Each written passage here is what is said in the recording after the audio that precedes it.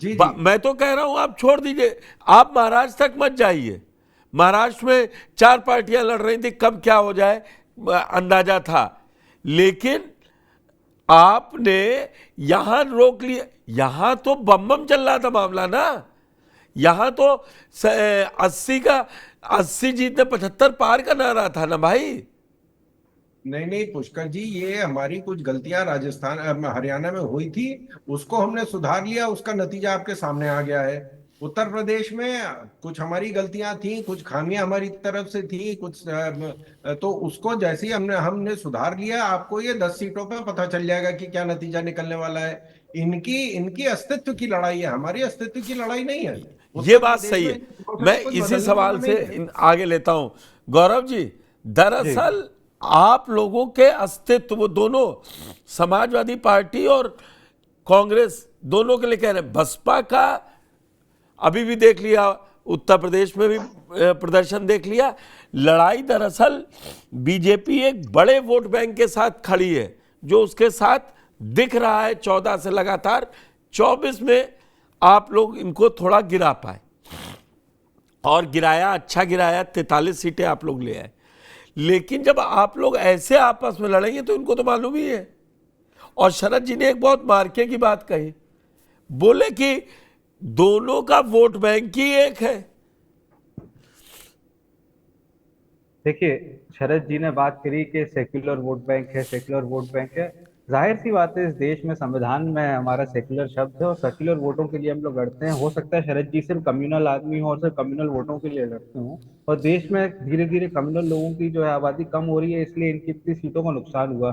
तो हम जरूरी, सही बात है, हम लोग कम्युनल लोगों के लिए नहीं लड़ते, ना हमारी विचारधारा कम्युनल है, ना हमें कम्युनल वोट बैंक चाहिए। हम लोग सेक्युलर लोग हैं, संविधान को मानने वाले लोग हैं, और संविधान की लड़ाई को लेकर के हम लोग सभी जो पार्टियां हैं वो आगे चल रहे हैं। इसमें चाहे समाजवादी पार्टी हो या और भी घटक दल हो, हम सभी लोग जो है वो सेक्युलर लोग हैं, सेक्युलर विचारधारा को मानते हैं और कॉन्स्टिट्यूशन को मानते हैं। ये लोग कॉन्स्टिट्यूशन को नहीं मानते, ये लोग सेक्युलरिज्म को नहीं मानते, ये लोग कम्युनल लोग हैं। तो इनका जो एक वोट बैंक है, एक बहुत ही दबा हुआ से एक बहुत ही नीच वोट बैंक है, जिसको लेकर के ये लोग आगे चलते हैं, और वो जो है वो निरंतर गिरता जा रहा है। इनको पहले ज्यादा लोग पसंद करते थे, अब और कम लोग पसंद करते हैं। धीरे धीरे करके इनका अस्तित्व खत्म हो जाएगा, क्योंकि जैसे जैसे प्रोग्रेसिव होंगे लोग, जैसे जैसे लोगों को समझ में आएगा कि कैसे छल के द्वारा लोगों का वोट ले लिया जाता है और उनको किसी सपने दिखा के उनको सिर्फ झूठी और खोखली इनकी आइडियोलॉजी में फंसाया जाता है, तो वो कहीं ना कहीं ये पीछे जाते जाएंगे।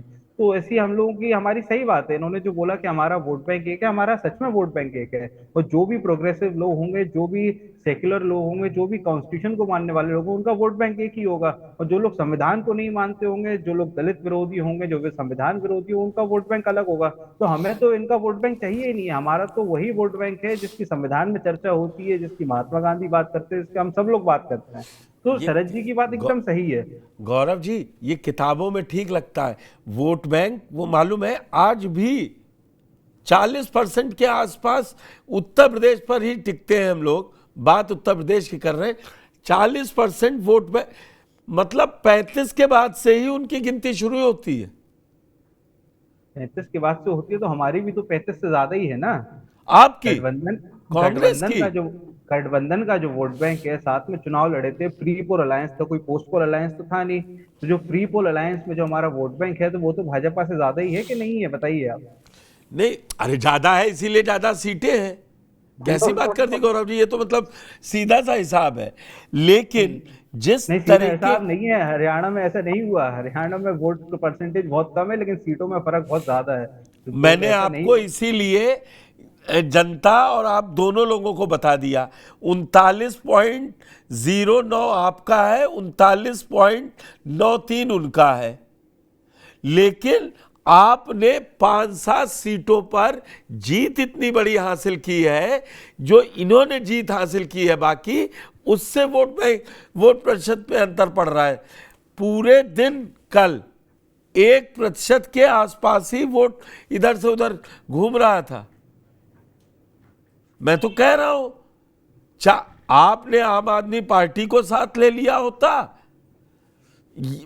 और राहुल गांधी कह रहे थे, तब भी आपके यहां पता नहीं कौन आखिरी डिसीजन कौन लेता है। नतीजा सामने है। सुनील जी का बहुत बहुत स्वागत है, जुड़ चुके हैं सुनील जी। एक तो हरियाणा का रिजल्ट देख ही लिया आपने, और सुबह ही धमाका कर दिया अखिलेश यादव। क्या ये अखिलेश यादव ने गठबंधन तोड़ने की पहल जैसी कर दी है? धन्यवाद पुष्कर जी। अगर उन्होंने गठबंधन तोड़ने की पहल की है तो उन्होंने ये बहुत आत्मघाती कदम है। मैं तो क्वेश्चन में पूछा सर, मेरे वही क्वेश्चन मैं कह रहा हूं ना, गठबंधन के बिना समाजवादी पार्टी का भी को राजनीतिक सफलता नहीं मिल सकती है जो लोकसभा के चुनाव में मिली है। इसमें कोई बहस नहीं होनी चाहिए कि भारतीय जनता पार्टी के खिलाफ एक राजनीतिक माहौल बनाने में कांग्रेस की बड़ी भूमिका है। कांग्रेस ने एक राजनीतिक माहौल पूरे देश में तैयार किया। इसमें भी कोई बहस नहीं है कि उत्तर प्रदेश जैसे राज्य में बिना भारत समाजवादी पार्टी के सहयोग के चुनाव नहीं लड़ा जा सकता। बने हुए राजनीतिक माहौल को इनकैश कराना भी, उसके लिए एक मजबूत संगठन की आवश्यकता होती है। चुनाव भी एक प्रबंधन है। इसमें कोई बहस नहीं है कि उत्तर प्रदेश में अगर आप चुनाव बीजेपी से लड़ना चाहते हैं तो आपको एक मजबूत संगठन चाहिए, एक कार्यकर्ताओं का समूह चाहिए, प्रतिबद्ध लोगों की एक जमात चाहिए जो आपकी बात को, आपकी विचारधारा को लोगों तक ले जा सके और गैर भाजपा मतदाताओं को इकट्ठा कर सके। वह समाजवादी पार्टी के पास है। लेकिन इस संगठन के बावजूद भी, इतनी ताकत के बावजूद भी, एक वैचारिकी और एक राजनीतिक धरातल की जो आवश्यकता है, उसके लिए समाजवादी पार्टी को कांग्रेस की आवश्यकता है, या उस किसी भी दल को कांग्रेस की आवश्यकता है जो गैर कांग्रेसी राजनीति जो गैर भाजपा राजनीति करता है। भारतीय जनता पार्टी एक मजबूत संगठन है। आप खुद भी कह रहे हैं कि 35% से उनका मत शुरू होता है। नहीं, अगर इसमें गलत कह रहा हूं तो आप मुझे सही कर सकते हैं। आप ना 200% आपसे सहमत हूं। भारतीय जनता पार्टी का संगठन, भारतीय जनता पार्टी के कार्यकर्ता, भारतीय जनता पार्टी का नेतृत्व, भारतीय जनता पार्टी के संसाधन, ये अनपैरेलल है। आज की तारीख में किसी दल के पास वो नहीं। संगठन निश्चित रूप से समाजवादी पार्टी के पास उत्तर प्रदेश में है। समाजवादी पार्टी के पास कार्यकर्ता भी हैं, समाजवादी पार्टी के पास समर्पित कार्यकर्ता हैं, लीडरशिप भी है। लेकिन इन सभी चीजों के साथ साथ, अपने प्रतिबद्ध मतदाताओं के साथ साथ, आपको उन मतदाताओं की आवश्यकता भी होती है जो आपको चुनाव जिता हरा सकते हैं। अगर समाजवादी पार्टी को वही सफलता अर्जित करनी है जो इसने लोकसभा के चुनाव में अर्जित किया, तो उसको कांग्रेस के बिना यह संभव नहीं है। एक बड़ा समूह है जो कांग्रेस की तरफ आकर्षित हुआ, उसको एक ऐसे राजनीतिक दल की आवश्यकता है, एक ऐसे राजनीतिक सोच की आवश्यकता है जो किसी भी दशा में, किसी भी मौके पर बीजेपी के साथ नहीं खड़ी हो। और वह लोगों के अंदर, लोगों में कांग्रेस में दिखाई पड़ता है। आप सवाल है, समाजवादी पार्टी ने घोषणा कर दी, जैसे आप ले लीजिए मझवा में आज तक चुनाव नहीं जीती है समाजवादी पार्टी, इतने सालों में भी नहीं जीत पाई। हाँ, कभी मैं तो बोला मझवा कभी नहीं जीती है वो, और आप वहां उम्मीदवार खड़े कर दिए। और ठीक है, आप खड़े कर लीजिए। अब जो भी, अगर कांग्रेस से कहती है कि मुझसे कोई विमर्श नहीं हुआ, तो यह गठबंधन धर्म नहीं। और हरियाणा के आधार पर अगर आपको निर्णय लेते हैं, हरियाणा में भारतीय जनता पार्टी के खिलाफ कांग्रेस चुनाव हारी है, मैंने सत्ता में नहीं आ पाई, लेकिन कांग्रेस ने उसी राज्य में 11% अपना मत बढ़ाया है, 28% से 39% पहुंची है। भारतीय जनता पार्टी को इतने मत की वृद्धि नहीं हुई। कांग्रेस अपने पिछले सदस्यों की तुलना में अपनी संख्या बढ़ाई। ऐसा नहीं कि भारतीय जनता पार्टी इतनी लोकप्रिय हो गई। अगर इतनी लोकप्रिय होती तो उसके 11 मंत्रियों में से 9 मंत्री चुनाव नहीं हार जाते। 8 मंत्री, एक स्पीकर हारा है। स्पीकर साहब भी चुनाव हार गए उसमें। हाँ। सवाल इस बात का है ना कि चुनाव जीत लेना, चुनाव को अच्छे तरीके से लड़ लेना एक प्रबंधन है। उस प्रबंधन में कांग्रेस निश्चित रूप से चुकी है।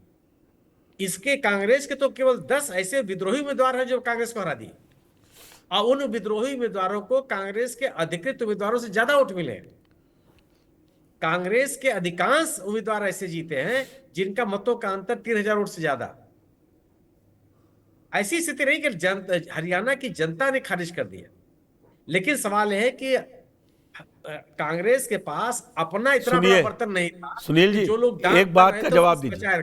अगर कांग्रेस के खिलाफ, मैं मानता हूं आपने जो तथ्यात्मक रिपोर्ट रखी, आप कल से ये देखिए ना, और आज सुबह 2 बार के पीएम के भाषण सुनिए, उन्होंने क्या कहा। हरियाणा ने मूड तय कर दिया है, अब तो इसका असर झारखंड और महाराष्ट्र में भी होगा। तो बीजेपी को पता है कौन सा टेक लेना है कौन सा नहीं, वो कश्मीर नहीं बोलेंगे। कभी नहीं बोलेंगे। तो सवाल यही ना कि अब बीजेपी से क्या उम्मीद करते हैं यार, प्रधानमंत्री जी से क्या उम्मीद करते हैं, नहीं अमित क्यों, शाह जी से हर क्या आदमी उम्मीद करते अपने हैं? जीत के गुणगान करता है। अपने कांग्रेस जीत के क्या गुणगान मध्य प्रदेश की हार बोलेगी? भाई, बीजेपी बिल्कुल ठीक है। 370 का एजेंडा आपको जम्मू कश्मीर की जनता ने खारिज कर दिया। तो ये घाटी में कांग्रेस 19 बताए ना। वही, ये तो कांग्रेस को बताना चाहिए, विपक्षियों को बताना चाहिए। सवाल इस बात का है कि 19 उम्मीदवार घाटी में खड़े किए बीजेपी ने, एक उम्मीदवार नहीं है चुनाव जीत पाया। चुनाव जीतने के लिए जितने हथकंडे हो सकते हैं जम्मू कश्मीर में बीजेपी ने अपने उसके सहयोगी, माने जो जयंत चौधरी उत्तर प्रदेश में सभी सीटों में चुनाव नहीं लड़ते हैं, वो जयंत चौधरी जम्मू कश्मीर में चुनाव लड़ने चले गए, उनके उम्मीदवार खड़े हो गए वहां 9। क्योंकि वहां गुर्जर जो थे, बकरवाल थे, मुझे हम आप तो जान रहे हैं ना। जी, तो वह, लेकिन सवाल यही है कि जनता ने वहां खारिज किया है। इसीलिए हरियाणा में भी मैं मतलब निश्चित तौर पर चुनाव जीतना निश्चित रूप से उपलब्धि है। कांग्रेस बीजेपी इसके लिए बधाई के पात्र है कि लगातार तीसरी बार सरकार वहां बनाई। लेकिन इस आधार पर यह निष्कर्ष निकाल देना कि कांग्रेस का जनाधार खत्म हो गया या लोगों ने उसको खारिज कर दिया, यह कहीं कहीं से तर्कसंगत नहीं। समाजवादी पार्टी और कांग्रेस मिलकर के अगर अगर उत्तर प्रदेश की राजनीति नहीं करेंगे तो यह बीजेपी से नहीं लड़ सकते। तो यह मुगालते में नहीं होना चाहिए समाजवादी पार्टी को, मैं जो अब शरद अपनी ताकत बीजेपी से लड़ रही। मैं शरद जी के पास जाता हूं। शरद जी, आपकी जीत की डिपेंडेंसी अगर मैं सुनील जी की बात से निकालूं तो अगर इंडिया बटेगा नहीं यूपी में तो आप जीतेंगे नहीं। अभी समीकरण सुनील जी के हिसाब से यही है। दोनों को एक दूसरे की बहुत जरूरत है, सपा और कांग्रेस को, और आपको वही चोट करनी है। नहीं देखिए, दिल्ली में जो है आम आदमी पार्टी ने, कांग्रेस ने जो है तैयारी करी थी, दिल्ली में क्या नतीजा निकला आपने देख लिया। हम तो चाह रहे हैं कि बिल्कुल साथ रहें। आप देखें कि समाजवादी पार्टी ने चाचा भतीजे बुआ बबुआ लड़के पसंद है, इन्होंने कोई तरीका नहीं है जो अपनाया नहीं। लेकिन समस्या उत्तर प्रदेश में ये है कि कांग्रेस को मालूम है कि उत्तर प्रदेश सबसे बड़ा राज्य है, तो उत्तर प्रदेश में हमको आना है और आने के लिए हमको सेकुलर वोट चाहिए। समाजवादी पार्टी को ये मालूम है कि अगर सेकुलर वोट कांग्रेस के पास चला गया तो हमारा तो सुपड़ा ही साफ हो जाएगा। तो वो उतना चाहते हैं कि ये रहे, जैसे वो जापान में एक कहावत है कि किसान को पानी पे जिंदा रखो, क्योंकि अगर उसने खाना खा लिया तो बगावत कर देगा, और अगर पानी भी नहीं दिया तो मर जाएगा, टैक्स कौन देगा। तो इनको उतना रखना है कांग्रेस को उत्तर प्रदेश में कि जो वो खुद जिंदा रहे और कांग्रेस जो है वो लटकी रहे और उनके आश्रित रहे। लेकिन